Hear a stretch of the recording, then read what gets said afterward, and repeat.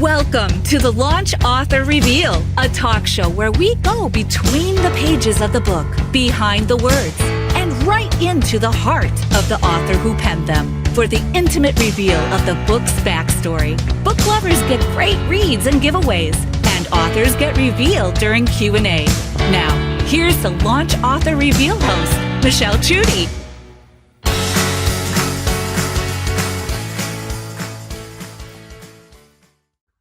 Hi, this is Michelle Chudy. Welcome to the Launch Author Reveal. I am so happy about today because I have a great installment for you. This is a live talk show, and we have an author that is going to share his journey about writing his first book. So if you are on Facebook, welcome. If you're on via Zoom, welcome. I want you guys to get settled in. Go ahead and leave me your name in chat. Let me know where you're signing in from. I love to see where everyone is joining on the broadcast because this is where technology makes the world seem very small. So if you're not familiar with the Launch Author Reveal, we are a live talk show where we take you between the pages, behind the book, into the heart of the author. And this season, we are telling a story through the stories of the authors. And this series is This Is It. This is how an author is made. So we've had our first installment, which started last week with Melissa Sheehan. She was telling what it was like to step into the role of an author. Well, today we have someone so amazing. Larry has been a viewer of the Launch Author Reveal since its inception.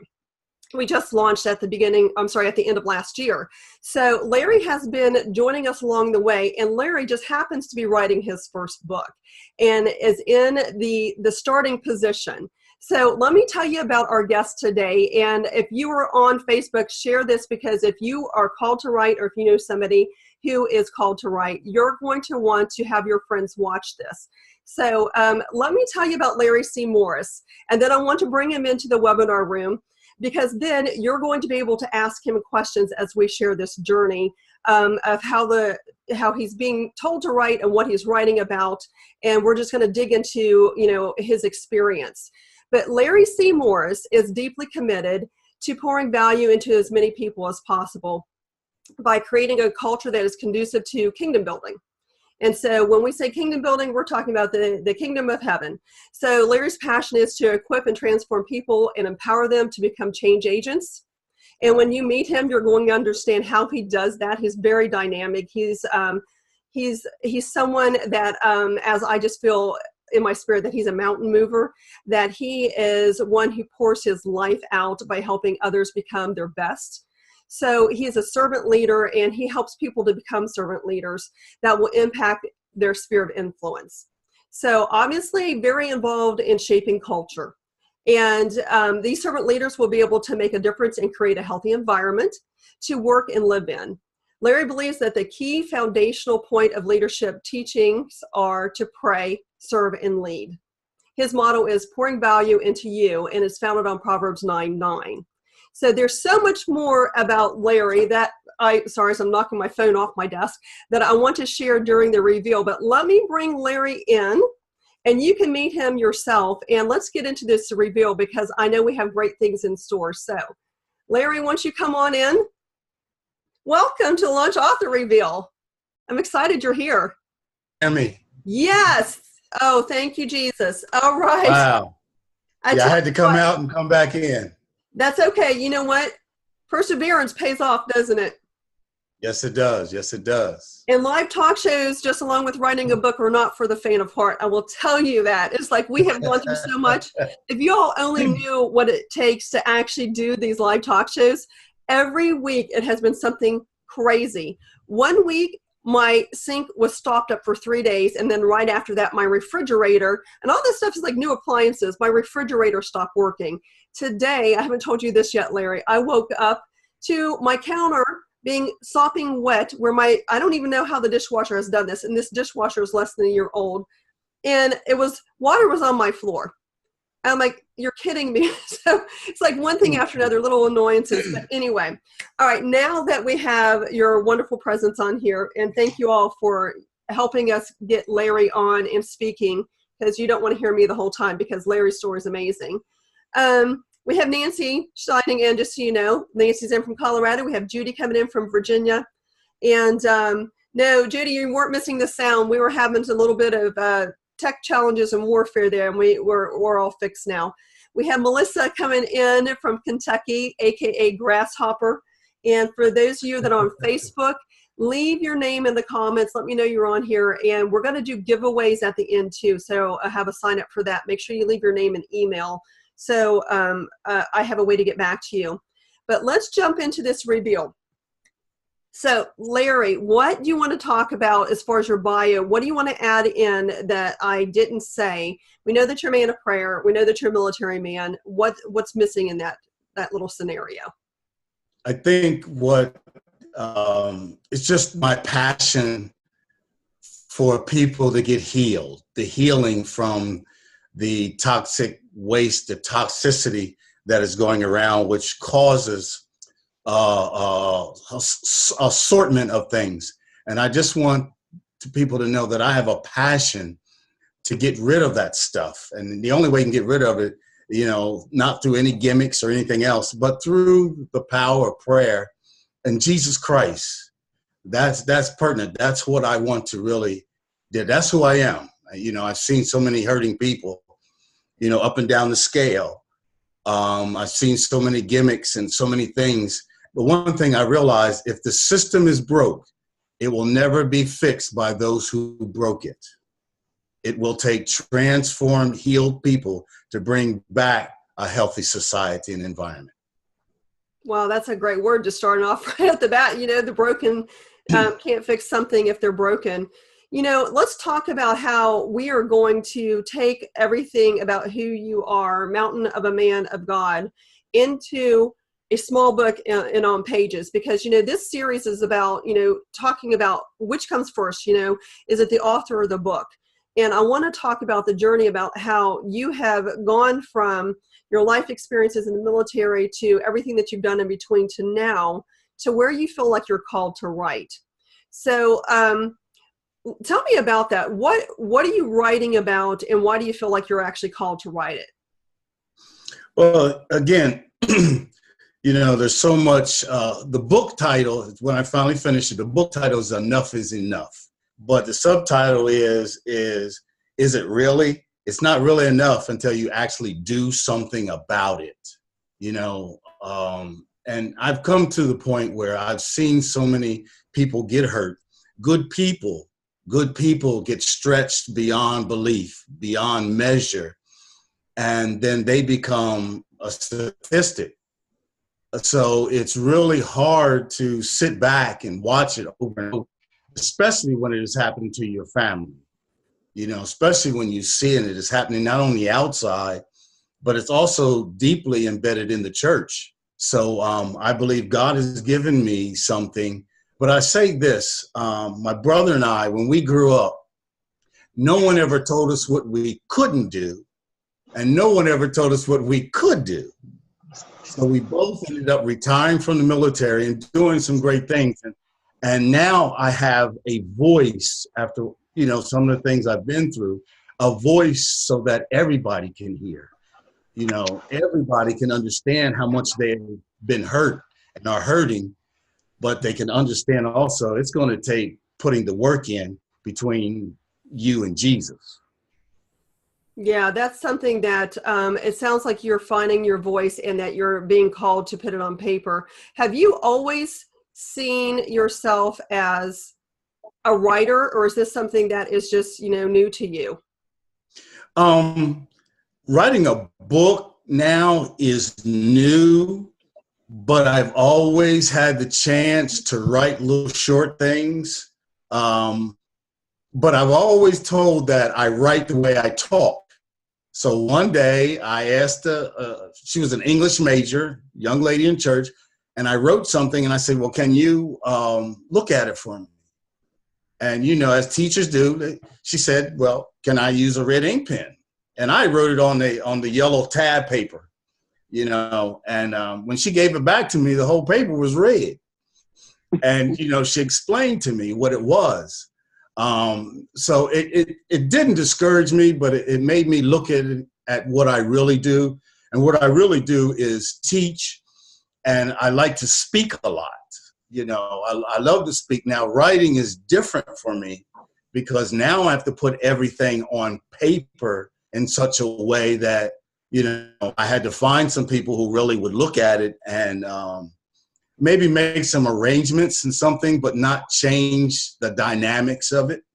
You know, my English wasn't that good as far as writing, but having to make some changes, which you know, I'm able to grow with, which is okay. Okay. So it looks like there are some folks that are coming in on links that are causing the pickup. Just so you guys know, if you guys are signing in on a link that's bringing you into the Zoom room as a panelist, I need you guys to mute your microphones, because it's going to bring you on whether you want to be or not. So it's going to bring you onto the forefront, just like Larry and myself. So if you're coming in and if you're showing up as a panelist, but whatever you do, mute yourself and shut off your video, or you're going to make a surprise appearance. I'm just going to let you know that right now, that you will be our featured guest. So, okay, so this is what interesting, because, you know, I'm looking at, there are people that are called to write, and there are people that just feel that that's their calling, and then there are other people that just, you know, they don't think that it's in them. And then there's some that just fall into it. So I am trying to break down the mystery of writing. I have a mandate on me for this year in particular, to raise up authors, to build them up and to help them, you know, walk into their calling. So I'm trying to paint the picture of what it's like in order to come into that authorship. You know, I didn't always see myself as a writer until I got older, you know, and I kind of found my voice and went into that place. There are other people that are just like, you know, gosh, I was born to write. So it sounds to me like you kind of like grew into it as well. Yes, most definitely. You weren't born with like a quill in your hand? No, not by a long shot. The appointed scribe. So this is good because, you know, it's nice to know that, you know, we can find our place no matter what age that we're at. Because for me, I had to have an undoing. It took me a while to actually go into that place of finding my voice. And my undoing was not exactly a pleasant chapter of my life, but it was beautiful, and it was broken, and it was something that the Lord, you know, it took a lot of me off of me in order so I could be authentic. Did you have to go through an undoing in order to find your voice to be free to write? Yes. You know, a lot of it, you know, like you said, it's sometimes it's painful going through some circumstances and everything. But then you realize that there is an anointing on your life that will cause you to move into an area that maybe is very unclear and unsettling, but yet you really realize that I've got to now put this pencil and the paper together. And because I do realize now, me and you can talk all day, but if I can give you something and you can read it over and over and over, and millions of people can read it, it will actually do some transforming. Yeah, that's powerful because, you know, our words have power. I was thinking about this too, you know, sound, there's a force behind it. You know, sound can actually move things. It can, you know, break things. You think about the singers that have the high pitch, you know, that there's power within sound. And I was just thinking about that. What if the sound that you have in your words conveys to the paper and is transferred into the heart, mind, body, and soul of the person who's reading it, and thinking about the power that you're releasing from the inside out? It's like, you know, how that be for like a scientific study to see if there's like sound that conveys from just the written word. And we know that there is, because, you know, as believers, we know that there's power in the spoken word, and there's also a power in the written word. So let's talk about, you know, my undoing. I had to get to the place where, you know, and I hit that magic number of 40.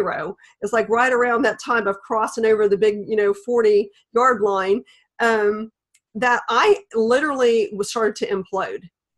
Because what I had built was a lot of facades. It was a lot of stuff that, you know, and of course, you know, I had some issues that I needed to deal with that were repressed and all that other stuff.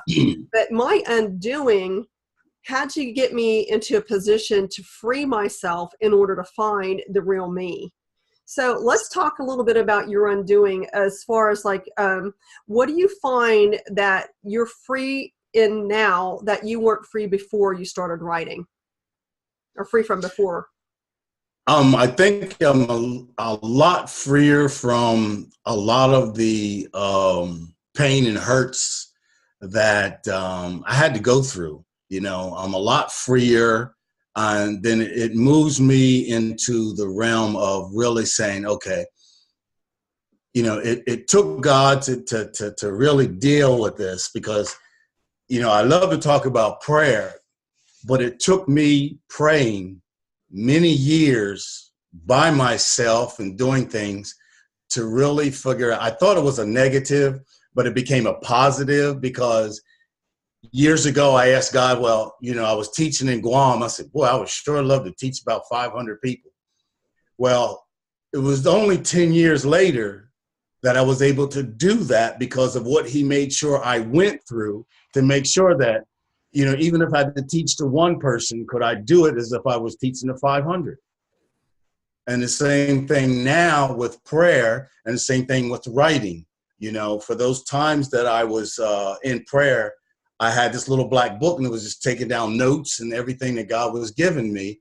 And now I'm free to now put it on paper to make sure it works. And I believe that in your writings, there's an anointing that God has that will actually help you through those tough times, you know, and then he brings people alongside you to help instruct you in your writing, especially if you know nothing about it. If you're going to write a book, you know nothing about it. So, yeah, I believe my voice has come through the pains and the hurts, and but yet the healing process has allowed me to do the writing. That's great. And that's part of my journey too. You know, one of the things I had to be set free from was man's voice. I had to be willing to go just off of what the Lord was sharing, and you not listen to man. You know, if I listened to man, I wouldn't have published. I would have been in a position where I did not step into the Lord's order and direction for my life, because I had people come against me when I was writing the first time. I was writing my testimony, and there's a lot of warfare in there. There's a lot of healing in there. Mm-hmm. You know, people that told me I wasn't healed enough to be in there, you know, all the limitations. But I had to come to the point that, just like you said, I had to be willing to do it for one person. That, and of course, being a marketer on top of that, you know, that's my background. I've been doing marketing for the last 2 to 3 decades. If I say it that way, it doesn't sound so long. But, you know, it was something where, you know, it wasn't about the numbers. I had to look at it as if Jesus would die for one, I need to be willing to write it for just one. And that sounds like you're at that same point too.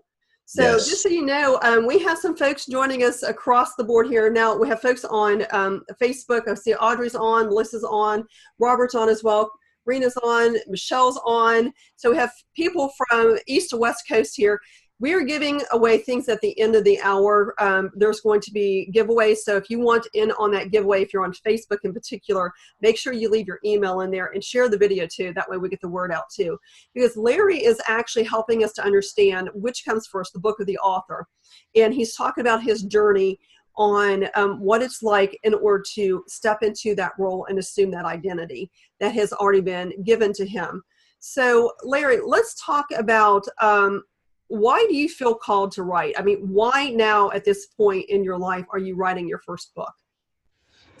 Well, you know, again, you look at what's going on, your surroundings, and the prayer relationship that I have with the Father, and I teach other people, they can have it too. But you see so much sickness and pain and hurt. And it's surmountable because there are 2 areas in this life. One is an organism and one is an organization. And both of them should bring help and hope. And that's a hospital and the church. Now, the hospital is cutting it, because if there's no money and no numbers, then they're not helping people. But the church as an organism, it's crumbling because the people inside are hurting just as much as those are outside. So I want to make sure that people realize that the power of prayer, the relationship that they should have with Father, and understanding the basics of it will allow people to now to be healed. You know, we come to church, we worship, we praise, and we talk about how much Jesus is a healer, how much he's this, but do we actually believe it? Have we spent time involving ourselves in the deepness of prayer and relationship building so that we can become healthy?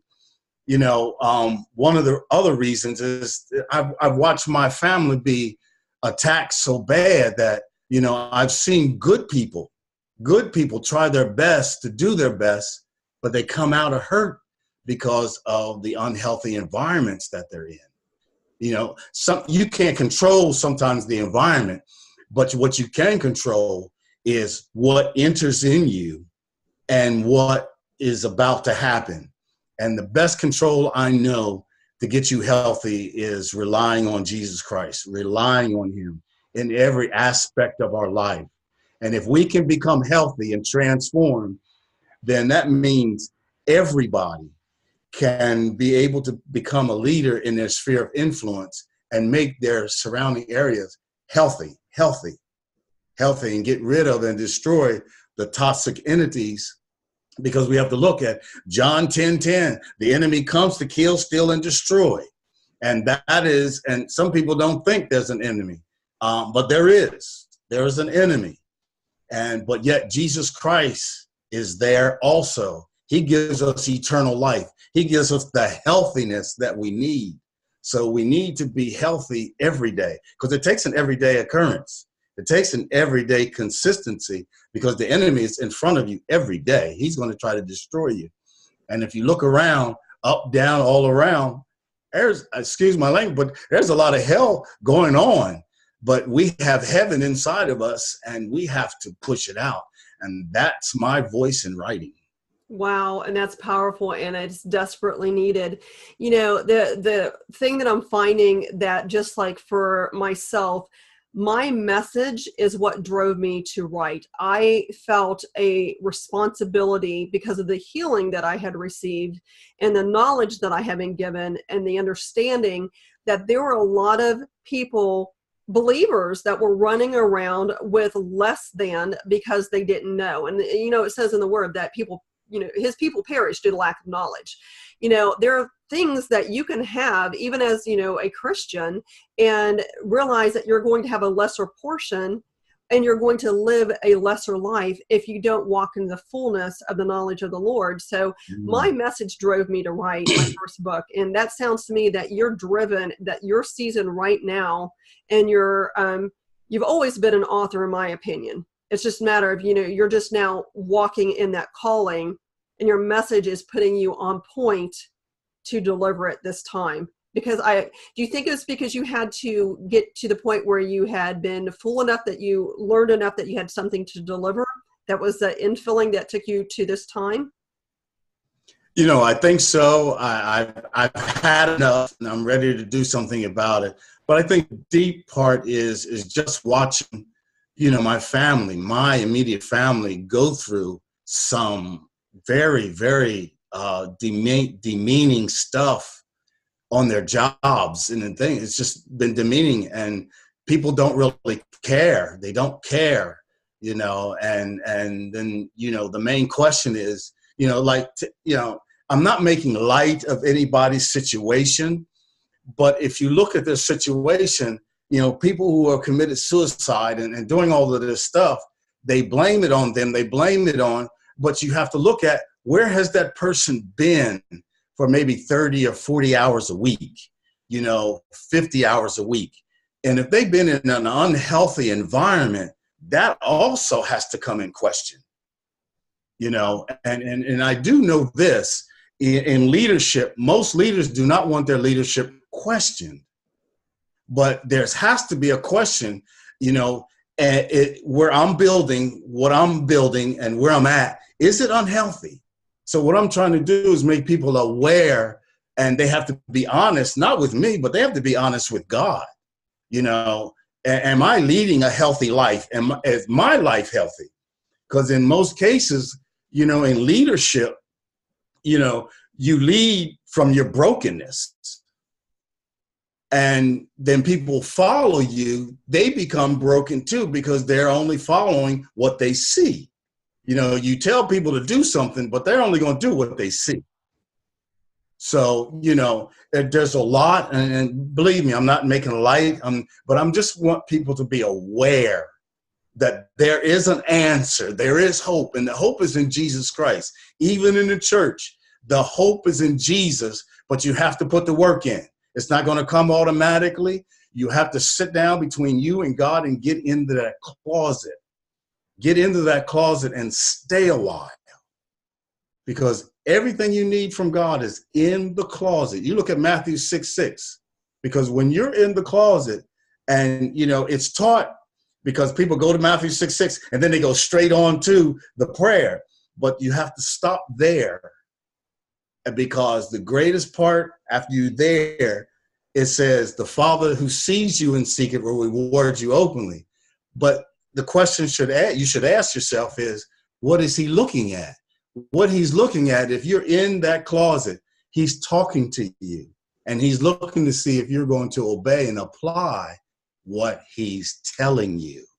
And so we all know that God rewards our obedience. He rewards it. So if you're in that closet and you haven't heard from God for a while, you need to stay there.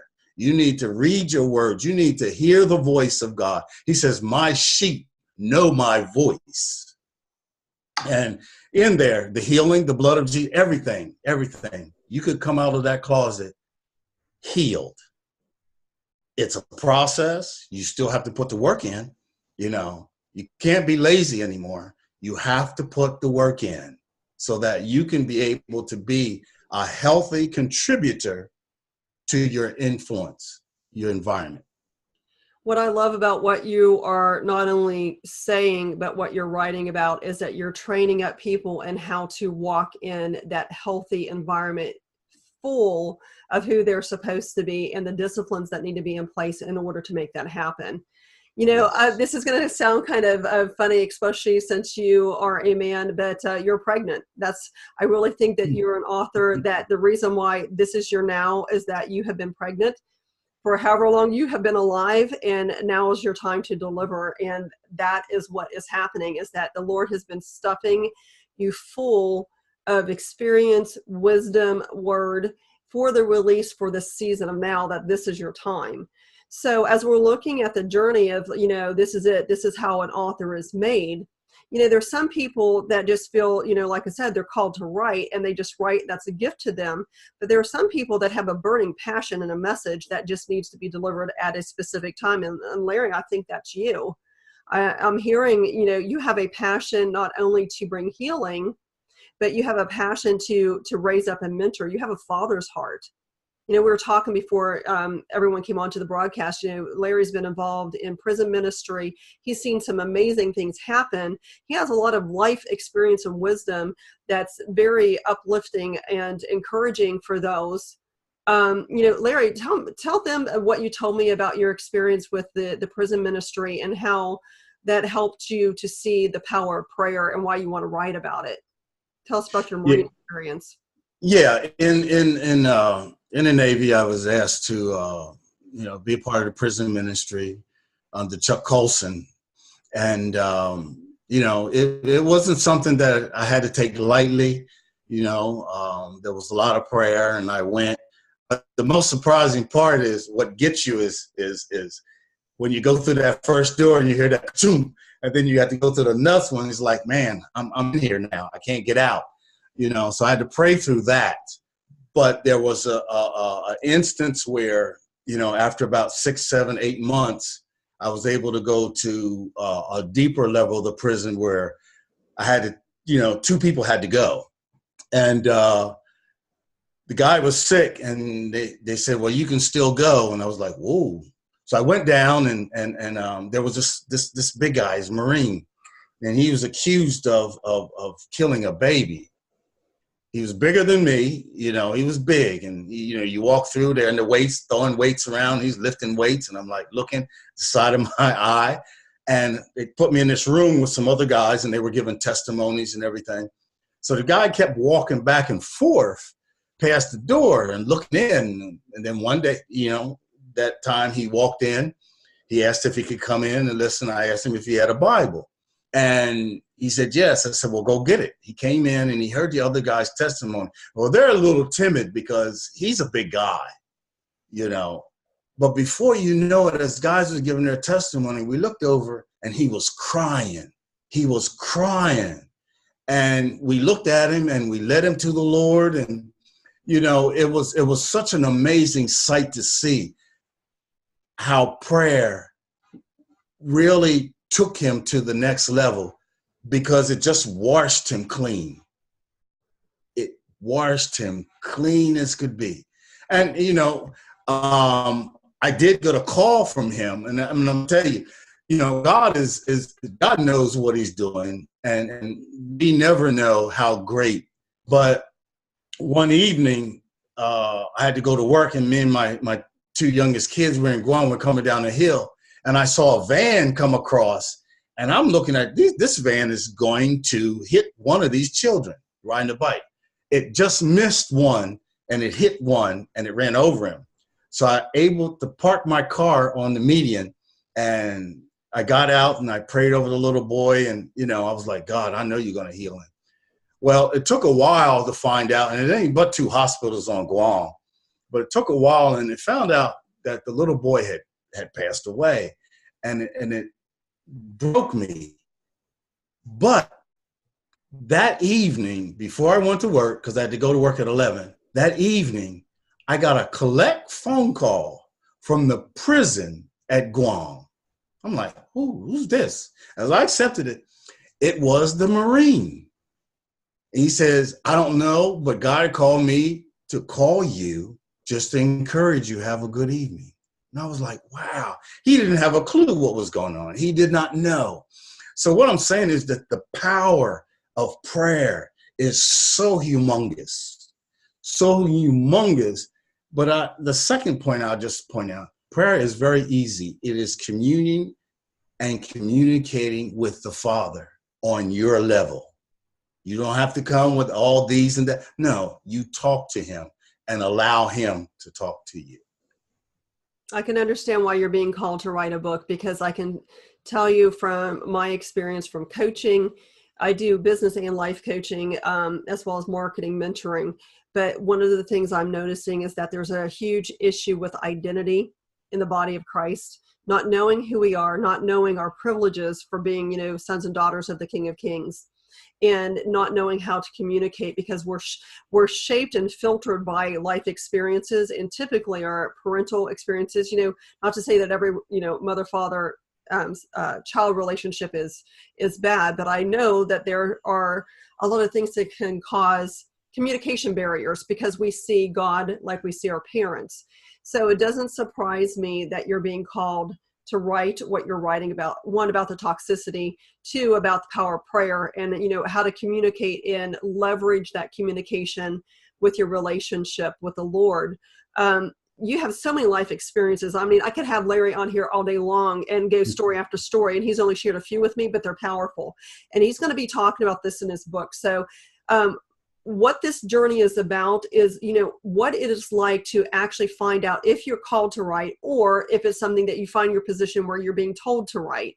Regardless, if you're in a position of writing a book or knowing that you're writing a book, there's a process, and it's different for everyone. So yes. Larry, let's talk about that. You know, I know what it's like for me. I'm like the cat that spins 9 times before I have to sit down to write. You know, it's something where I'm a doer, and when I have to get ready to write, it's like, oh gosh, I have to sit still for, you know, to do all this. So tell me what your day looks like, and how are you going about capturing everything that you're doing and putting it into book mode? So what's your process? My process is hard. It's hard and it's sporadic. You know, I've got papers all over the place. I'm writing. But there's several things that I have to deal with. I have to deal with the negativity of procrastination. Sometimes it just whips me hard and I pray harder and do some things, but, it's sporadic. Like I said, I got papers all over the place and I'm putting together because I know I finally got the table of contents right. So I know exactly where I'm going and what I'm supposed to do. I've got some things written. One of the biggest things about the prayer and fasting that's in the front part of the book, all of it's done on PowerPoint because I'm a teacher. I teach it. And I said, how can I take the PowerPoint and now put it in written form? So I'm getting help on that right now, how to transfer that. Once I can transform that, I can work on the two other things. And then I believe it'll be complete. But you have to be honest with yourself when you're writing. Procrastination, there are some things that actually get in your way that are from the enemy and from yourself. And then, prayer, and I also teach about fasting, the power of fasting. And when I asked God, I said, why is it, I know I'm not lazy, but the procrastination. And he basically told me, you're writing on prayer and fasting, but I have to fast more so I can get into his presence and do what he's asking me to do that will silence the procrastination. So I have to deal with that part in my life, the awareness that now I've been made aware of it. Now I have to do something about it so I can get this book done and in the hands of those, who need it. And I know for a fact there are thousands, even millions of people who need what I have because I know what God has given me. Oh, yes, most definitely. As a matter of fact, I have to laugh at you. I absolutely love you. This is the first time Larry and I have actually talked. I've not met him in person, but, we've actually corresponded on, social media and through the Launch Author Reveal communications. But I absolutely love you. And it's just like I see with everything that you have been gifted with, like trying to get your arms around everything in your process. It's like, I keep seeing one of those things that you squeeze it and something else pops up because there's just so much of you to actually deal with because you're gifted in so many ways. Just from what you described, I would peg you from a coaching practice is that you're 50-50 in your brain mapping, that you're creative and you're also analytical. And you sound a lot like me, where you have paper everywhere, but it's organized. So you have your table of contents, and then you're trying to bring it all together and have some semblance of order. That's part of the creation process for you. And that's great. And that's what I wanted to extract this out, what the process is like, because it's different for different people. There are some people like, Dareth was on, she's one of our bestsellers that was on she's one of the founding members of the Launch Author Reveal, author number 6, and also on the forum. But she is very tactile. She's one she's analytical. She's also 50-50. She's creative, but she leans a little bit more toward the structure side. But the fact that you have your outline going, but you also have everything else swirling over here, and you're working it and just bringing it together. That's your process. And it might not be pretty to other people, but it works for you, and that's what matters. Do you feel like you're making progress by the way that you're doing it the way you're doing? For me, yes. The process to me is kind of slow, but I think that's my fault maybe. But eventually it will come together, and I need to set a strategic goal of getting it done before the 15th of February. I really want to get it done, because I've just seen too much, and it's time for people to be made aware of what their surroundings is and where they can get their hope for life. So is that a self-imposed deadline, or is that something that was given to you? No, that's self-imposed. Okay. So you're a man who likes to have a goal to work toward by putting yourself up with, some type of hemming in? No, not really, but this will be my first time, and I know I need to do it. So this is my first time setting a goal. So I really need to do it because, again, I talk to a lot of people. I see what their views are, and it's similarly the same. They hurt, and Yeah. it seems like there's not enough hope and not enough work and teaching to go with it all. You put it all together. People still need to be taught. People will tell you, well, I don't know how to pray. Well, I can't pray like them. No one ever said you had to. You just have to learn to just do it. A couple years ago, I went to Pennsylvania to teach on how to pray, but I had a comment. Someone sent me a text, and guy says, well, you have to understand that a lot of people don't know how. They really don't know how. They were never taught. So not only do I teach how, but I went to the next level in the beginning, is to say, why do we pray? Why? Because what I realized, if you teach somebody why they do something, they will be on it to do it. They will. If you know why. And back in the day, I was talking to my brother, and I said, well, man, if we asked my mom why, that would be hurtful. But from that standpoint, we carry it into everything. There is a respectfulness and a needed knowledge on why people do. Why should I do this? Why? And if I know why, then I'll be better off doing it correctly instead of trying to do shortcuts. Because when the shortcuts breaks, and if you don't know why, you're broke too.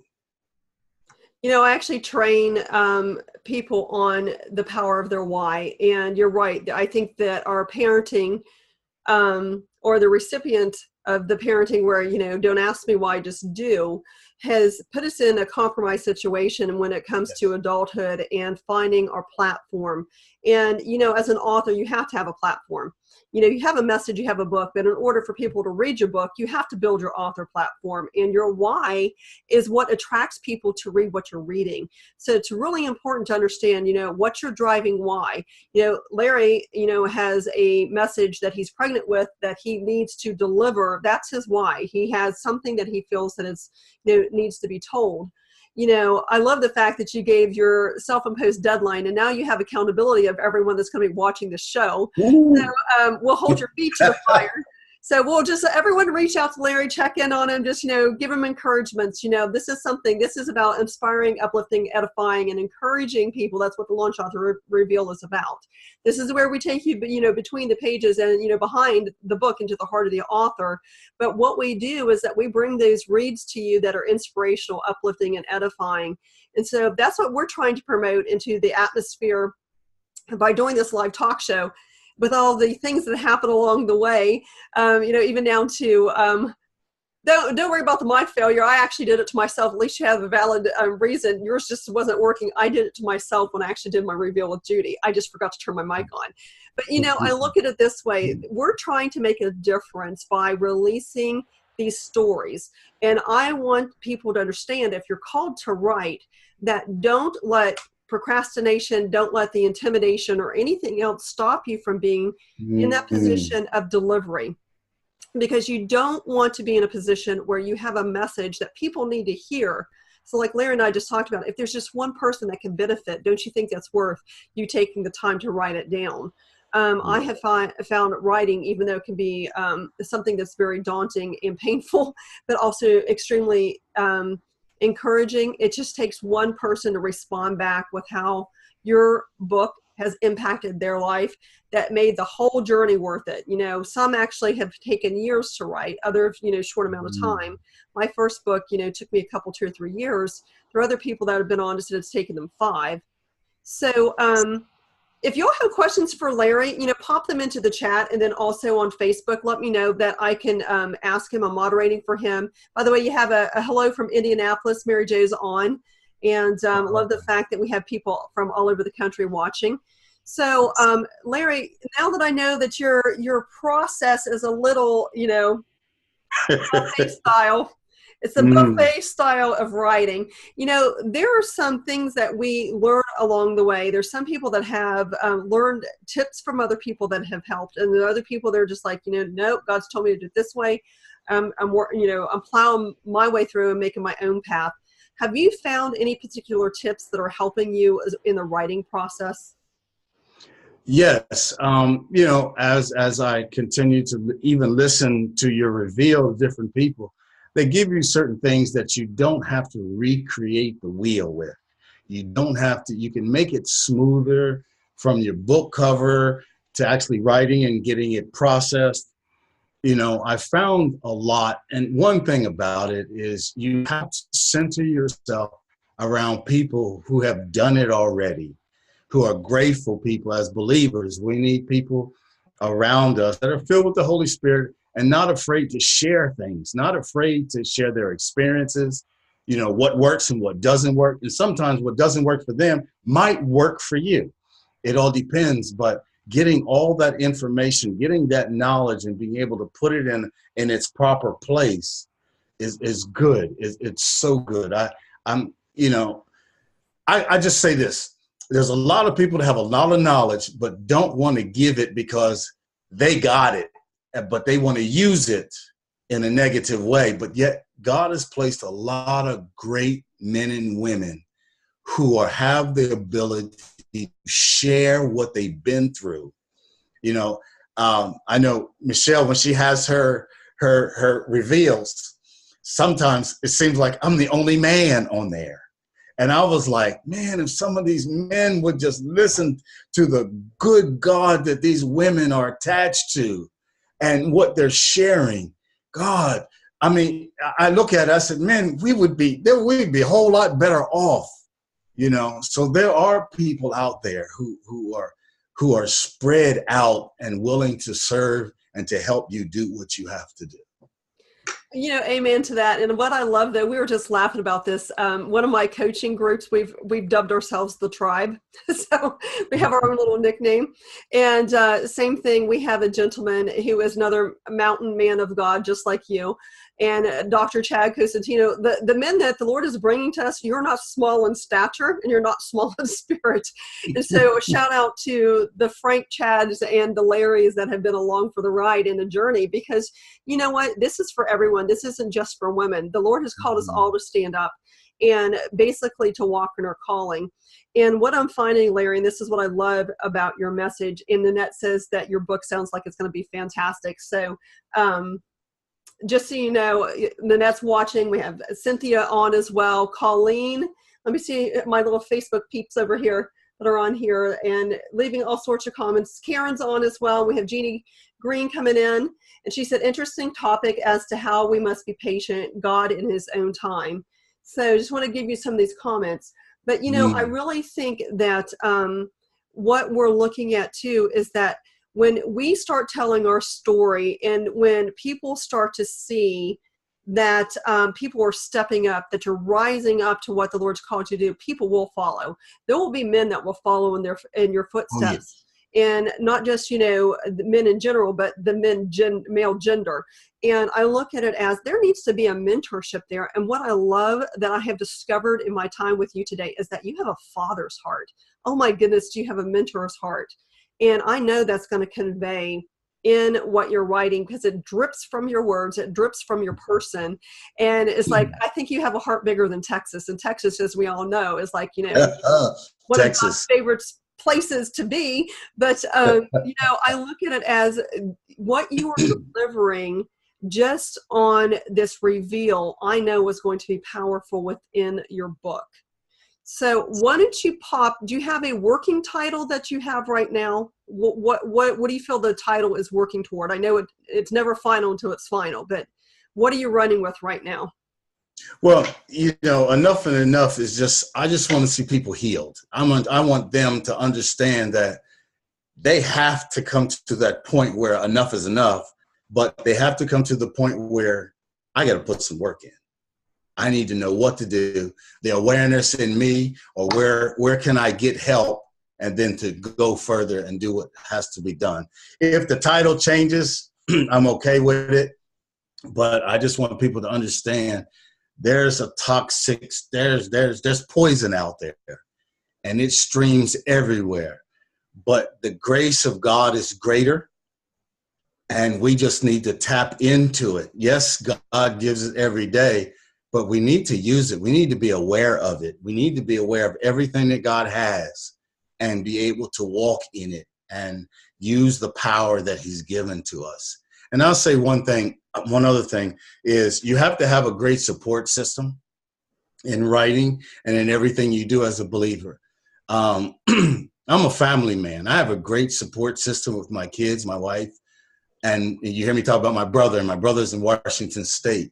I have a huge support system, but what really brings it all together is the prayer team I'm associated with. Mm. The prayer team at my church, at Grove Church, they're awesome, and that's what makes everything so great. To have people who can pray for you, they're praying for you. And, whether you know it or not, there's sometimes when you go through things and you can actually feel the prayers. People are holding you up, allowing you to go through some stuff, but allowing you not to be singed by the fire. So your support system is very, very important. That actually is a great thing to bring this to the top of the hour, because you have literally given a very good picture of what it takes for a first-time author on the journey that is, delivering what they feel is a life message. Typically, your first book tends to be a life message. And then what flows from there is like the breakthrough. It's the breaker of the block. And, because if you haven't written before, there's a lot of things that are stored up in you. And I really believe that every person has at least one book in them. That is, you've lived a life and you have a story to tell. Somebody needs to hear it because it's the power of the testimony. And not only that, it's like people are healed when you testify. You heal yourself when you testify. That's just scripture. You talk to Jesus to be forgiven, but you talk to each other in order to receive your healing, in order to live that out. But Larry, I love the fact that you have given a really nice picture of what it's like for you in order to write. You are using everything that you have done. You're bringing things in from training slides. That's me. I had journal entries. I had training slides, everything. It's like aggregating, boom, turn it into a book, do a little, smithing on it and put it in a different format. But then you're also sharing, which I think is critical. So if you guys are in the process of writing, or if you're thinking about writing a book, this is something that is a nugget. This is a nugget with a diamond on the top. That support system is critical, especially if you tend to be a maverick. If you do not have this will take you over the humps where you feel you're discouraged, that you don't think you're going to finish, that you have nothing to say. This is important because, one, especially if you're writing on a spiritual topic that the enemy does not want you to even breathe one word of, you're going to encounter warfare. Yes. It is what it is. And if you have a prayer network already set up, that's a jewel right there. And Nanette said that she is working with suicidal teens and she can't wait to get a copy of your book. So, see, this is what this is about. You're already building your platform. You haven't even finished your book yet. And another tip here for you guys that are writing, a little marketing tip. You should really start marketing your book before you even finish writing the book. Yes. To bring people on the journey. That's part of the marketing of the book. A lot of writers don't realize you have to market your book. You give birth to the baby and then now you have to feed it, diaper it, and all the other stuff that goes along with. That is, part of being an author, is that you want people to read it. You just spent like forever writing your book. You want people to read it. So thank you for sharing that, that nugget with the diamond, because the network plugged in with the prayer coverage, I think, is really important, because when you are down, you can just, pull that trigger and say, I need prayer right now. And that's what I love about the Launch Author Reveal, is that we're building a little family of authors that just like, I'm like, hey, pray. And like, boom, your mic comes on. Hey, pray. Yes. And I love it. I love it. So, okay, February 15th, you're on the hook. We're ready. Reaching out to you about Enough is Enough, just to do a pulse check on you. And it's okay. You know what? You guys set goals that be loose, grip the Yes. expectations. Always put what your plans are in front of the Lord. and be flexible. That's the best thing. It's like, learn to loose grip, your expectations and the goals that you put before, because things can happen. He might speed it up or he might push it out. It's between you and the Lord. It's the ebb and the flow of the Spirit. He might just want you to be like hemmed in to get you to the next level of your writing.